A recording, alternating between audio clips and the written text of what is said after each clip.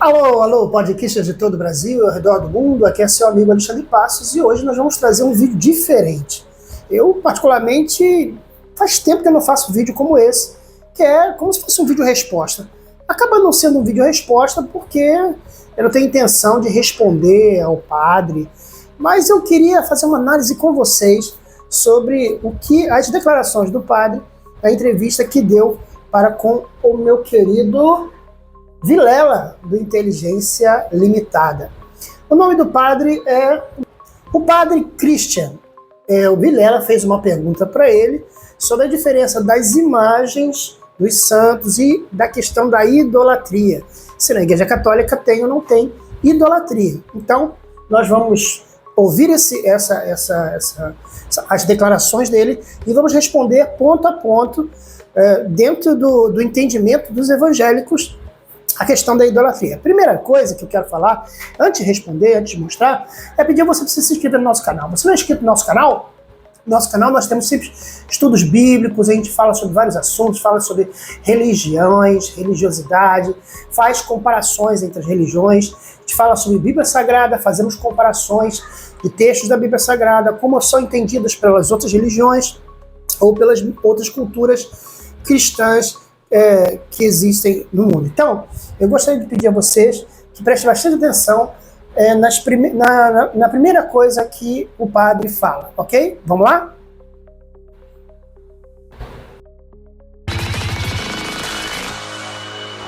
Tem o pessoal no chat, sempre tem, né? Já perguntei pro Frei Gilson também, principalmente das pessoas mais pro lado dos evangélicos acusarem os católicos de serem idólatras, né? O que você tem para falar sobre isso, né? Eu sei que já foi muito explicado aqui, mas é legal dar tua visão sobre isso, né? Tá. Pois é, a questão da idolatria... Maria, os santos, né? Eu acredito, isso é assim, falando, né, eu acredito que é uma questão de ignorância. Eu não vou dizer que é má fé, porque se for de má fé, aí não tem o que jeito, fazer. Né? Já é de má fé. Parte do pressuposto que é ignorância. Falando sobre ignorância e má fé. Então, às vezes o católico acusa o evangélico de se achar. Por quê? Porque o evangélico ele sempre fala que ele tem certeza da salvação. O evangélico acredita piamente. O evangélico normalmente acredita que ele tem que orar a Deus. Não, orar a Jesus, orar a Deus. Pedir a Deus as bênçãos. Pedir direto ao Pai. Tem até aquela frase, né? Por que eu vou pedir para um secretário se eu posso pedir falar com o chefe? Né? Então, às vezes o católico acha isso. Então aqui ele está falando sobre exatamente essa questão de que ele tá dando aqui de bom vivant, do cara legal, né? Primeiro, eu sei disso porque a gente estuda técnicas de debate, e isso é uma forma de você ganhar a atenção da pessoa que está debatendo com você, quando você não a diminui. Então ele está falando assim, eu não acredito que seja maldade, eu acredito que seja ignorância. Mas, ao mesmo tempo, ele está dizendo que o evangélico não teria, ou pelo menos ele passa essa ideia, de que o evangélico não teria capacidade de estudar, de ter o conhecimento e de pensar. Então, é a primeira coisa, ele tenta primeiro passar uma boa impressão. Tá? Vamos continuar ouvindo o que ele vai falar. Quando você pega o texto que eles citam muito, Êxodo, o Deuteronômio, não fará para ti imagem de nada, escultura de nada. É preciso entender o contexto do texto. Isso aqui, Vilela, é uma chave maravilhosa para a Bíblia, viu? Conhecer o contexto do texto, com certeza, para ele não virar pretexto. A frase dele tá perfeita. Ele tá certo. É isso que a teologia ensina, que a homilética ensina. Você tem, para dar um sentido ao seu texto, você tem que ter um contexto. Ele está certíssimo nisso. Porém, ele está dizendo o seguinte, ele está dando a ideia de que o evangélico acredita que Deus não permite nenhum tipo de imagens. Isso eu nunca vi nenhum professor de seminário que eu tenha tido. Eu estudo há 30 anos religiões. Nenhum livro que eu li muito livro sobre essa questão, de dizer que Deus não permite nenhuma imagem. Então não pode fazer uma imagem de Dom Pedro, não pode fazer uma imagem de José Bonifácio, imagem de Noel Rosa, imagem dos Luiz Gonzaga. Né? Na minha família eu tenho um escultor, conhecido nacional e internacionalmente, e faz esculturas. Existe uma escultura da minha avó, ali na Igreja Presbiteriana do Rio. Então Deus não proibiu de você fazer uma arte. Então ele não pode confundir, porque o erro da questão da idolatria não está no fato de fazer uma escultura, uma arte. Deus deu inteligência para o homem para que ele pudesse fazer pinturas, afrescos, desenhos, estátuas, esculturas modernas, esculturas mais clássicas, né? Vamos dizer assim, mais rebuscadas, estilos rococó, futurista. Deus deu inteligência para o homem. Então, quando diz lá que não fareis para ti imagem de escultura, ele não está falando que você é proibido de fazer arte. Nós evangélicos sabemos disso. Então, nós não somos burros, não. Né? É meio que taxar a gente de burro. Não, o evangélico acha que a gente adora imagem e que Deus falou para não ter nenhuma imagem. Não. Esse livro aqui, ó, ele é usado por Deus, mas ele é usado por quem? Pelo demônio. Quando o diabo tenta Jesus, ele cita o quê? Bíblia. Então não adianta você ficar usando Bíblia diabolicamente. O que é a palavra diabolicamente? Vem do grego diabalém. Dia é dividir, balém é lançar. Então ele começa a produzir a ideia de que o evangélico pode usar a Bíblia para deturpá-la. Certo? E ele está falando dentro do contexto. Se a gente tem um contexto, a gente não pode ficar apenas no texto. Ele está certo, nesse sentido, sim. A gente não pode, com o versículo da Bíblia só, defender uma ideia, defender uma doutrina. Nesse sentido, ele está certo. Porém, ele começa a introduzir uma ideia aqui. Ele começa a introduzir a ideia de que o diabo pode usar a Bíblia também. Vamos continuar ouvindo. Qual é o contexto deste texto que não pode fazer imagem? É o povo escravo no Egito, e o Egito ele era politeísta, tinha Deus para tudo. Por isso que o povo ficou andando 40 anos no deserto, sendo que aquele caminho podia ter durado um ano e meio. Por que eles ficaram 40 anos ali? Se você ler Bíblia, você vai saber. Deus estava gerando um novo povo, porque em 40 anos muita gente morreu e muita gente nasceu, e essa geração nova entraria na terra prometida que Deus tinha prometido. Na terra prometida, e onde provavelmente ela ia encontrar ídolos. Então, ele está certo no pensamento dele. Quando Deus falou não sobre idolatria, né, sobre não fazer mais escultura, é porque Deus realmente está certo nesse pensamento de que eles iam chegar no ambiente e que eles iam conhecer deuses, eles iam conhecer crenças em outros deuses, e que Deus estava falando exatamente disso, naquele contexto. Só que Deus não... O que Deus ensina, ele não ensina só para o contexto histórico. Deus não ensina a gente que valeu só para aquela época. Existe um princípio. O princípio permanece. O princípio continua. O princípio, na verdade, ele nunca deixa de existir. Naquela época, realmente, Deus estava falando dos deuses do Egito e dos deuses que eles iam encontrar na Terra Prometida. Vamos lá. Mas a minha pergunta é, Vilela, você acha que Deus pode ter duas palavras? Pergunta. Presta bastante atenção nisso, que isso é a essência do argumento dele. Se Deus é contra fazer ídolo, fazer imagem, por que Deus mandou fazer imagem? Lembrando que eu havia falado anteriormente que Deus necessariamente não proibiu de você fazer uma imagem de alguma coisa. Ok? Deus proibiu ter outros deuses. Então a imagem está relacionada a outros deuses. A imagem está relacionada a você trocar a devoção a Deus por outro tipo de entidade. Ok? Se é proibido fazer imagem, por que Deus mandou fazer imagem? Então. Mas quando que Deus mandou fazer imagem, padre? Eu vou citar 2 textos apenas. No deserto, né? Os querubins no templo de Salomão, e antes disso, a serpente no deserto, com uma imagem de bronze. Falou, faça uma imagem de bronze, quem for picado, olhe para a imagem, será curado. Então agora ele entrou no que ele queria. Ele deu uma boa introdução, né? Falando, ó, se Deus proibiu de fazer imagem, por que então Deus manda fazer imagem de querubim? E aí que está, como eu disse antes, Deus não proibiu o homem de fazer uma imagem de um ser, de uma criatura. Deus proibiu fazer imagem de deuses, outros deuses, algo que ocupe o lugar dele, algo que leve as pessoas a se ajoelharem, algo que faça as pessoas esquecerem Deus, trocar a glória de Deus para dar glória a outrem. Aí que está. Então Deus mandou fazer a verdade, Deus mandou fazer a imagem dos querubins. Verdade, isso está lá no livro de Josué, isso está lá no Templo de Salomão, né? Essas imagens elas realmente existiam. O Davi foi buscar a Arca da Aliança, vocês viram no filme de Indiana Jones, né? A Arca da Aliança que tinha dois anjos. O Templo de Salomão tinha anjos, tinha querubins, né? Até porque a Bíblia diz que aquilo foi uma cópia do que Moisés viu no céu, né? Então, realmente, ele está certo. Deus mandou fazer a imagem. Ele fala da segunda, da serpente. E aí que o argumento dele cai bonito. Por quê? Porque ele apenas relembrou o texto, mas ele não leu o texto todo. Veja que ele mesmo caiu no problema dele mesmo, porque ele falou antes que não devemos dar o texto sem o seu contexto. Não foi?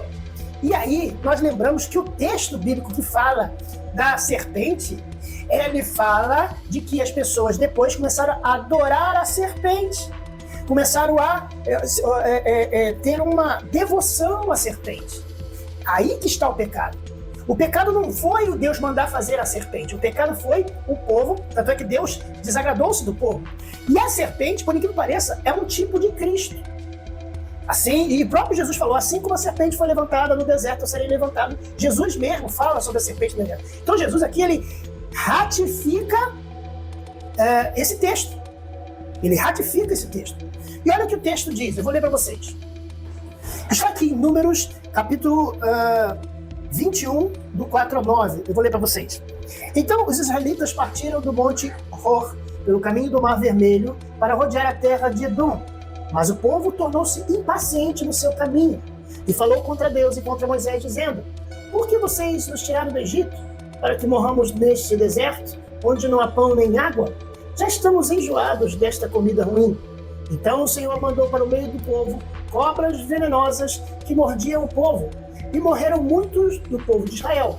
Então o povo foi a Moisés e disse: nós pecamos, porque falamos contra o Senhor Deus e contra você. Ore ao Senhor, pedindo que ele tire de nós as cobras. Então Moisés orou pelo povo. O Senhor disse a Moisés: faça uma serpente, coloque-a sobre uma haste. Quem for mordido e olhar para ela, viverá. E Moisés fez a serpente de bronze e pôs sobre uma haste. E quando alguém era mordido por alguma cobra, se olhava para ela, para a serpente de bronze, ficava curado. A serpente de bronze, como eu disse, é um tipo de Cristo. Quem olha para Cristo é curado. O próprio Jesus Cristo falou sobre o fato dele ser um tipo, né, simbolizar isso. Então aqui realmente aconteceu de Deus ter mandado fazer realmente a serpente. Tem base, o que o Pai está falando nesse sentido. Tem base sim, isso ocorreu. Mas aí que está o problema. O problema foi quando eles começaram a mudar o princípio que Deus havia determinado ali. Eu vou ler para você o texto. Então, aqui no livro de 2 Reis, capítulo 18, versículo 4, demonstra o que eles fizeram. Veja que Deus mandou fazer a escultura da serpente para um propósito específico. Deus não falou que a partir dali teria que ter uma serpente no arraial do povo de Deus, para que toda vez que o povo ficasse doente por qualquer doença, eles olhavam para a serpente e eles seriam curados. Deus não falou isso. Foi algo pontual. Foi algo para aquele momento. Por quê? Porque o povo estava sendo picado pelas serpentes que o próprio Deus havia mandado. Então Deus estava mostrando que ele faz o bem e ele faz o mal. Isso aí é um outro estudo que é muito complexo. Mas ele mandou as serpentes morderam o povo. E o que o povo fez? O povo pediu para que Deus o livrasse. E Deus mandou fazer a serpente. E aí o povo passou a idolatrar a serpente. Então, fazer a serpente era algo muito pontual. Eu vou fazer a serpente vou mandar Moisés fazer a serpente de ouro, serpente de bronze, e cada pessoa que olhar para a serpente vai ser curada da picada da serpente. Então era algo específico, era algo para aquele momento, não era algo fixo, não era algo que deveria que acontecer sempre. E aí, só que o que acontece é que o povo não ficou satisfeito apenas para aquele momento pontual. O que o povo fez? Está aqui, 2 Reis, capítulo 18. O escritor ao livro dos reis, ele diz, capítulo 18, versículo 4, diz assim: removeu os lugares altos, quebrou as colunas e derrubou o poste da deusa Aserá. Também fez em pedaços a serpente de bronze. Isso, a serpente de bronze, que Moisés havia feito. Os filhos de Israel chamavam essa serpente de Neustã. e até aquele dia lhe queimavam incenso. Aqui está mostrando que eles continuaram utilizando a serpente mesmo depois de ter acabado essa maldição, vamos dizer assim, das serpentes. Mesmo depois de curados. Eles continuaram a adorar a serpente. E aí que está o pecado. Deus não se contradiz. Deus proibiu de fazer imagem de escultura para adorar a imagem de escultura. Não, você pode ter uma imagem de escultura para homenagear um escritor, uma pessoa importante. A questão não é ter a imagem em si, mas é fazer queimar o quê? Queimar incenso. Até aquele dia lhe queimaram incenso. O pecado é queimar incenso. O pecado é adorar. O pecado é se ajoelhar. O pecado é pedir aquele santo. O pecado é pedir intercessão. O pecado é se quebrar, fazer sacrifícios de andar de joelho na escadaria, andar de joelho até a basílica, acender velas, acender incenso. Esse é o pecado. Mas graças a Deus a igreja católica não faz isso. Os católicos não fazem isso. Os católicos não se ajoelham diante das imagens. Os católicos não acendem incenso para os santos. Os católicos não se ajoelham diante dos santos. Se ajoelham? Será que se ajoelham? Será que acende vela para os santos? Será que pede intercessão pelos santos? Isso aí você que julga. Vamos continuar ouvindo o padre? Vamos ver. Então, aqui a imagem. Então, a minha pergunta é, por que Deus proíbe fazer imagem e por que Deus manda fazer imagem? Deus não proíbe ninguém de fazer imagem. Não. Tem lá a imagem lá na Praça Tiradentes, de Rio de Janeiro. Praça Tiradentes tem lá uma estátua. Mas você está entendendo que a questão não é a imagem em si. Certo. A questão é se aquela imagem é um ídolo. O ídolo, ele deve ser destruído. Opa! Então, será que Maria é um ídolo? Será que Nossa Senhora Aparecida é um ídolo? Quantas pessoas vão peregrinar para Aparecida do Norte?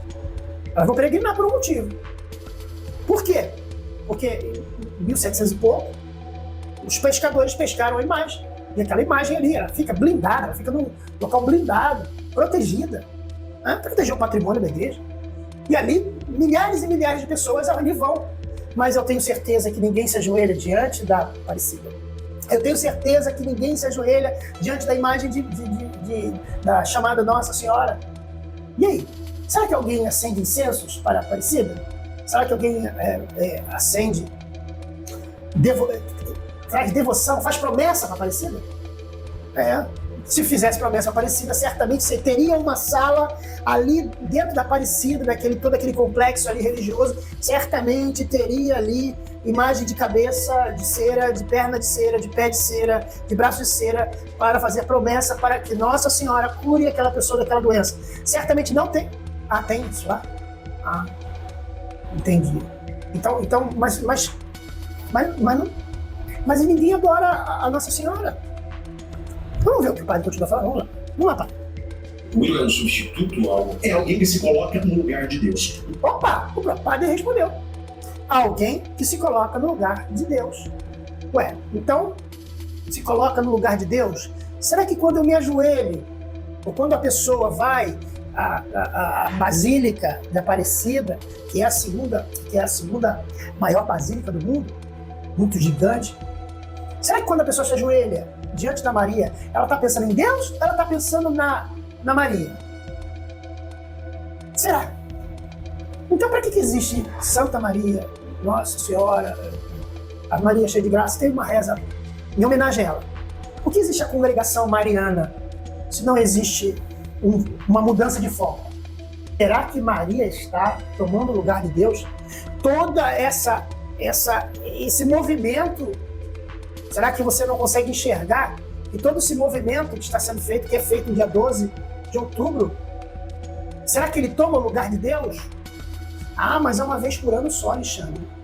Não deveria ter nenhuma vez por ano. Porque a prioridade é Deus. Não é? Todos se reúnem ao redor de uma imagem, né? Uma imagem de madeira escura, uma imagem rústica. Todos se reúnem. Tem uma fila gigante de pessoas que passam em frente a imagem que supostamente foi a imagem que foi encontrada no rio. Então, todo o foco daquilo lá não é Deus, se você for ver. Ué, é difícil entender isso? O foco é Aparecida. A basílica se chama Basílica de Aparecida. Não tem o nome de Basílica do Deus Eterno. Basílica do Eterno. É Basílica de Aparecida. Então o foco, para eles ali, é a Santa.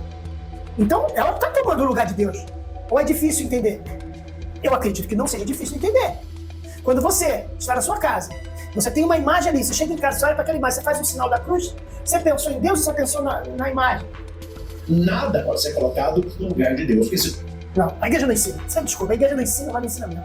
Porque se a igreja ensinasse o povo que ele não deve se ajoelhar diante de uma imagem, de uma estátua, se a igreja realmente tem esse interesse de acabar com... Porque normalmente eles falam, não, a gente não manda ninguém se ajoelhar. O povo que se ajoelha. A gente não manda ninguém adorar. O povo que adora. A gente não manda o povo acender vela, mas o povo acende a vela. A gente fala pro povo que não deve adorar Maria. Mas vocês, entende? Vocês não fazem uma campanha para acabar com isso. Vamos acabar com isso. Vocês estimulam. Fazem uma basílica só para ela. E esse estímulo significa que vocês concordam.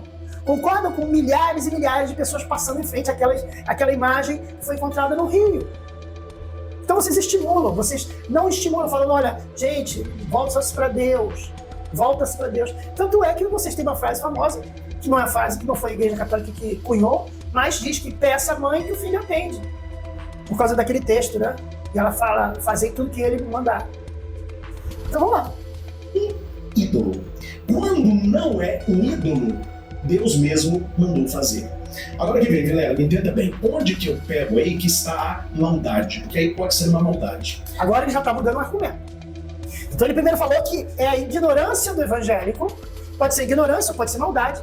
E agora que vem, agora ele vai começar um outro argumento que é quando há maldade. Vamos ouvir. A pessoa pega um texto do Antigo Testamento que fala sobre os deuses do Egito ou da Babilônia, daqueles povos pagãos, e eles jogam isso para o cristianismo, para as imagens dos santos. Ué, o princípio é o mesmo. Sendo deuses do Egito, sendo deuses da Babilônia, o princípio é o mesmo. Quando a pessoa adorava um deus, Osíris, Ísis, Ra, quando adorava aquele deus, ele estava trocando a prioridade em Deus, Jeová, Yahvé, né? O Eterno, o nome, estava trocando este por um outro indivíduo. Quando a pessoa pega a imagem de Pedro, de João, de José, de Maria, ele está trocando, é o mesmo princípio. O que não entra na cabeça deles é que eles estão fazendo a mesma coisa que o povo fez. A diferença é que são figuras que estão no contexto da Bíblia Sagrada, que a gente crê. Então, para Deus não faz diferença. O princípio é o mesmo. Quando eu me ajoelho diante de uma imagem de parecida, eu estou trocando, eu estou dando a glória, Deus falou com muita clareza, a minha glória eu não dou a outro. Eu não dou a minha glória a outro. Então quando você se ajoelha diante de uma imagem de Aparecida, de Pedro, de São Tomé, qualquer um que seja esse, você está dando a glória a esse, não a Deus. Por que não dá glória a Deus? Coisa não está falando o texto não fala de santo. Ele está falando dos ídolos do Egito. Claro que não está falando de santo, porque naquela época não existia essa devoção. Naquela época, os santos, né, os discípulos estavam vivos. Mas mesmo quando os discípulos estavam vivos, Bíblia lá em meio, tá bom? Então, escrito assim, e aconteceu o que, dizendo ele essas coisas, uma mulher dentre a multidão, levantando a voz, disse, bem-aventurado o ventre que te trouxe e os peitos em que mamaste. Chamá-la de bem-aventurada, uma mulher feliz, uma mulher honrada. Talvez ela nem tenha a intenção de adorar a Maria. Talvez, pode ser. Ele está dizendo, uma bem-aventurada. É uma pessoa bem-aventurada, uma pessoa abençoada, uma pessoa bendita. Aí Jesus disse, mas ele disse, antes, bem-aventurados que ouvem a palavra e guardam. Então Deus aqui está valorizando muito mais aqueles que ouvem a palavra de Deus e guardam a palavra de Deus do que a sua própria mãe. Isso seria teoricamente, um desrespeito que Jesus estaria dando à mãe dele. Mas na verdade ele não estava desrespeitando a mãe. Ele estava ensinando aquela mulher ali que a prioridade não era a mãe dele. A prioridade era ouvir a palavra de Deus e guardar a palavra de Deus. Então Deus está acima da mãe de Jesus. Ouvir a palavra de Deus está acima da mãe de Jesus. Ouvir a palavra de Deus está acima de qualquer outro santo. Mas eu não vou ficar só nesse, não. Eu vou dar mais um texto para vocês. Atos, capítulo 10, versículo 25 e 26. Quando Pedro estava entrando, Cornélio foi ao seu encontro e, tendo ficado de joelhos diante dele, começou a adorá-lo. Pedro nem havia morrido e o Cornélio já estava adorando aquela pessoa, aquela figura, aquela imagem, aquele ícone, aquele homem que trouxe salvação para a casa de Cornélio. Então, ele diz, ele se ajoelhou. O texto é bem claro. Quando Pedro estava entrando, Cornélio foi ao seu encontro e, tendo ficado de joelhos, número 1, ele ficou de joelhos, e número 2, começou a adorá-lo. Olha o que Pedro disse, levante-se, pois eu sou apenas um homem como você. Enquanto falava com Cornélio, Pedro entrou na casa e encontrou pessoas reunidas ali. Então, olha aqui, levante porque eu sou apenas um homem como você. O Pedro estava dizendo, eu sou um homem igual a você, que tem pecado, um homem igual a você, que comete erros, eu sou um homem igual a você, que tem que comer, que tem que dormir, fica cansado, fica nervoso. Ele não era um santo, ele não era um homem sagrado, ele era um homem usado por Deus, que teve uma experiência com Deus, isso é a verdade. Mas ele diz, eu apenas sou um homem como você. Quando a igreja ela começa a sua caminhada pós-pascal na tumba de São Calixto, em Roma, do século I, nós temos duas pinturas as mais antigas do cristianismo, que são pinturas de santos. A primeira é Jesus, o Bom Pastor, não sei se você já viu, é do século I. Olha lá a imagem da arca. Então aqui agora ele vai usar para argumentar que no século I já existiam imagens, pinturas, podemos dizer afrescos, de uma cena de Jesus, o Bom Pastor. Realmente existia essa imagem e vamos até aceitar que o argumento dele seja real. Quando fala primeiro século, significa nos primeiros 100 anos. Então, ainda existiam os discípulos. Mas não há problema fazer uma ilustração. Senão, não podia ter ilustração nenhuma de revistinha de criança, desenho animado de Jesus, desenho animado contando a história dos discípulos, desenhos educativos, pedagógicos, didáticos, presépios, imagens pedagógicas ou decorativas. Não teria problema em você ter uma imagem de Jesus decorativa. Eu até tinha uma vontade de fazer uma imagem de Jesus, tamanho natural, e fazer um evangelismo com aquela imagem. Botar aquela imagem ali e falar assim, você gostaria de falar para Jesus? Né? E botar na praça para ouvir as pessoas. Então não tem problema se usar uma ilustração representando Jesus. Agora, se a pessoa se ajoelhar diante de Jesus, ele está se ajoelhando diante de Jesus, ele está se ajoelhando diante de uma imagem. Então, fazer uma ilustração, ou a ilustração essa que ele está falando do primeiro século, eu não vejo problema nenhum. Existe uma ilustração que dizem que é do primeiro século, tá bom, vamos crer nisso, mas isso significa que as pessoas têm que botar vela, têm que acender incenso, têm que se ajoelhar diante dela, têm que fazer uma promessa a ela. É isso que acontece na Igreja Católica, ou eu estou errado? Não acontece isso. Ninguém faz promessa para Aparecida. Ninguém faz promessa para São Pedro. Ninguém faz promessa para São Longinus. Ninguém faz. Tá brincando, né? E a reconstituição, né? Do que poderia ser a imagem dos querubins, né? Aí seria a reconstituição, muito bonita. Legal, né? Das imagens dos santos e de Jesus Bom Pastor. Depois, quando começou a veneração dos santos, aí vieram as imagens dos santos. Agora que vem a resposta da pergunta. Qual a diferença das imagens dos santos e dos ídolos do Antigo Testamento? É o uso. A imagem de um santo é a mesma coisa de uma foto. Tanto que a igreja ensina isso, Guilherme. Eu tenho um santo, uma imagem de um santo. Ela é sagrada enquanto ela tem um uso sagrado ali, de veneração dos fiéis, a gente abençoa a imagem, etc. A igreja nunca grita assim, viva a imagem de Nossa Senhora Aparecida. Você tá brincando, né? Viva a imagem de Nossa Senhora Aparecida. Você não viva a Aparecida. Chega a ser até engraçado. A gente não vê vocês gritando isso, mas a representatividade que aquela imagem ali tem, ela tem um valor forte na igreja. Negar que esse valor, que essa imagem tem, é negar a verdade, é negar a realidade, é negar o que os olhos estão vendo, do que os devotos fazem para passar em frente àquela imagem, o que faz para passar na frente de Padre Cícero lá no Nordeste. Então não é viva Pedro, viva Jesus, viva o Espírito Santo, viva a Trindade bendita. Eles foram pessoas que realmente nós temos, ele está certo quando diz que nós temos que ter esses homens de Deus como referência, homens de Deus de referência, mas não se ajoelhar diante da imagem de nenhum santo e nem pedir nada a ele, porque vocês não lutam contra isso. A verdade é que a Igreja Católica ela não luta contra a idolatria. A igreja fala, não, a gente não tem culpa de nada, eles que idolatram, mas vocês não fazem campanhas para que as pessoas parem de fazer isso. Para que parem de depender de Maria, parem de depender de São José, parem de depender de São Tiago, fazer caminho de Santiago, fazer isso e aquilo outro. Não, vocês não estimulam. Vocês deixam o povo fazer e depois falam, não, a gente não manda vocês fazerem. A gente não manda vocês fazerem. Ninguém mandou ninguém ajoelhar diante de Aparecida. É isso que fala.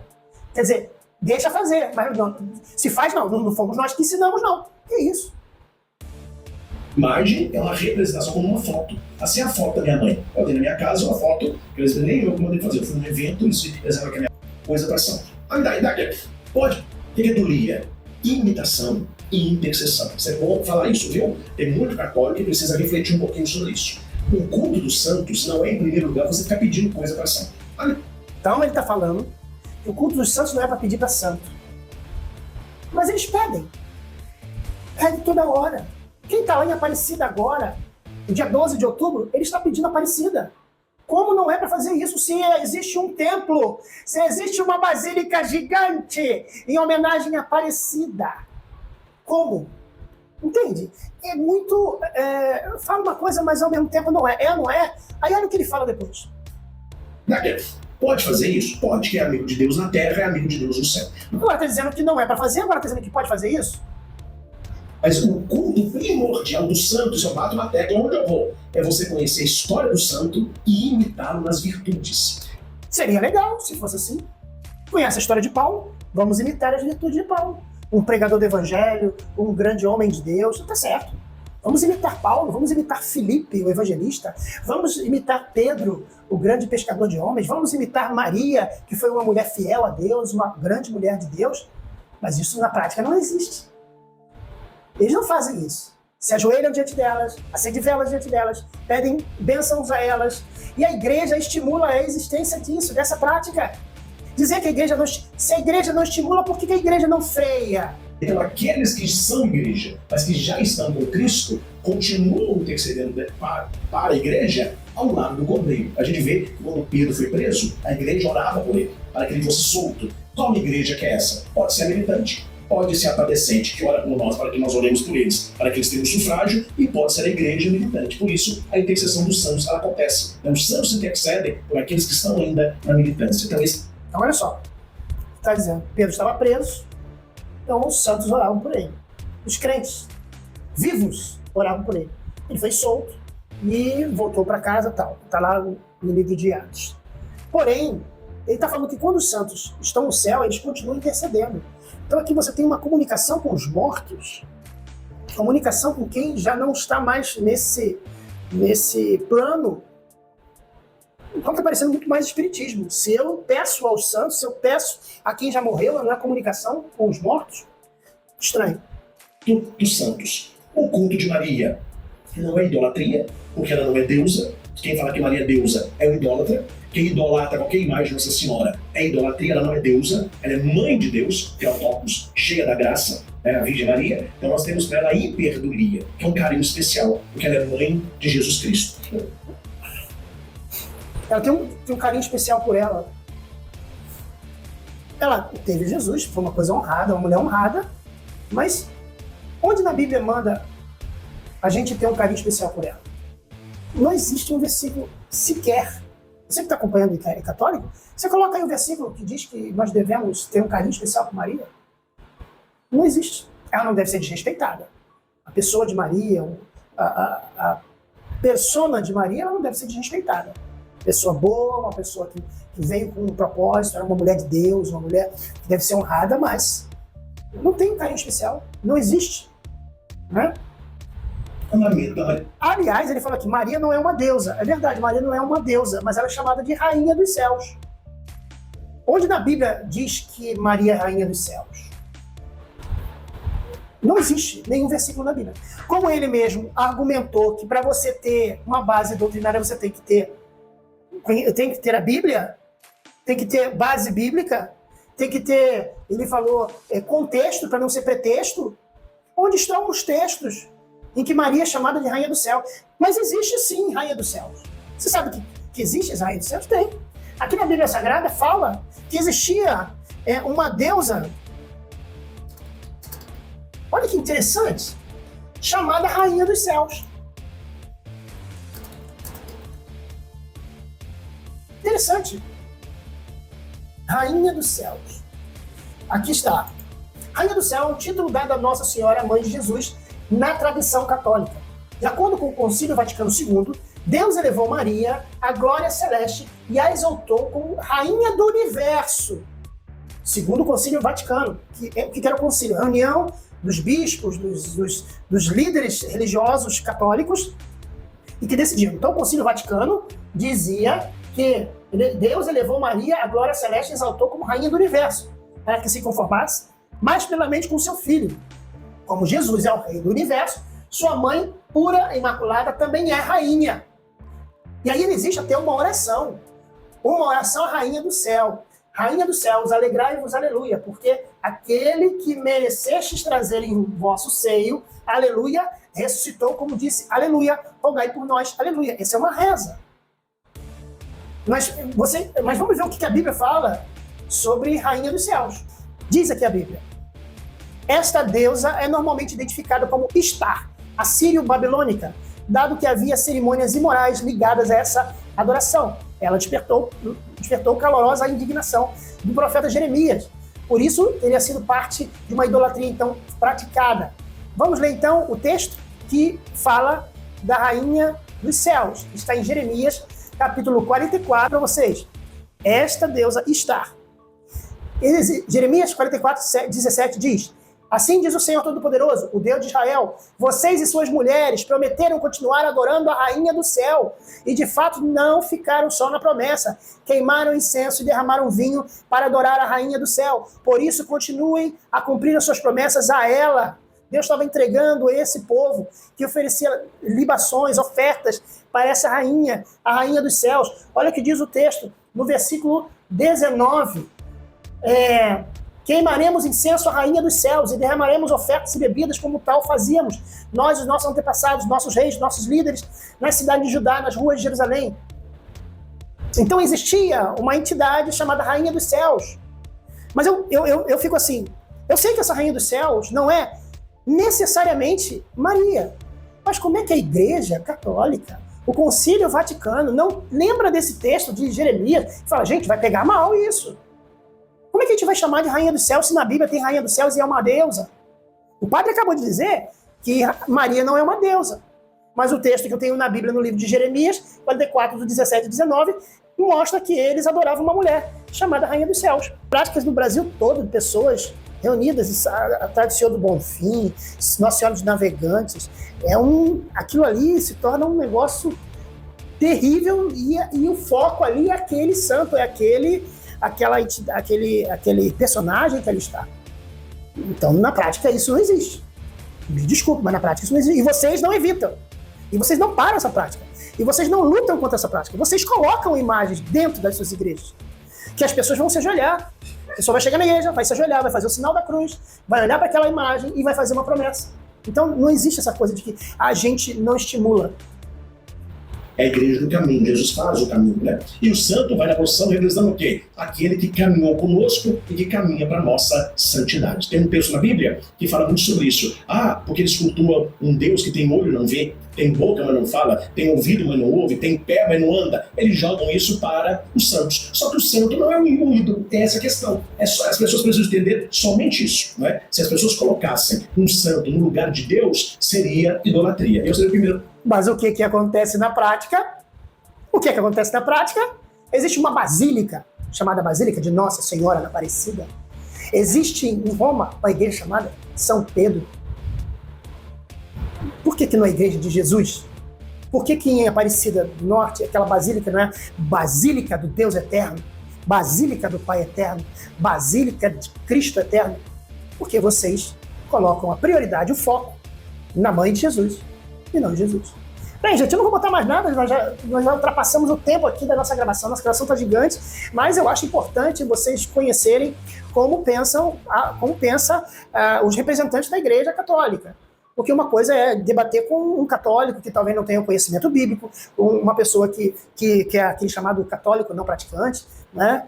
Hoje já existe evangélico não praticante, sabe? Isso é um outro assunto. Mas aqui você vê que é uma pessoa conhecedora, uma pessoa que sabe se explicar, que tem pedagogia para ensinar, para explicar, uma pessoa muito educada. Aqui eu não estou julgando caráter, se ele é bom, se ele é ruim, mas fico feliz em poder estar respondendo a cada coisa que o padre fez. E nós vamos ter várias outras. Eu gostaria que você ficasse com a gente acompanhando essa visualização de tudo isso, tá bom?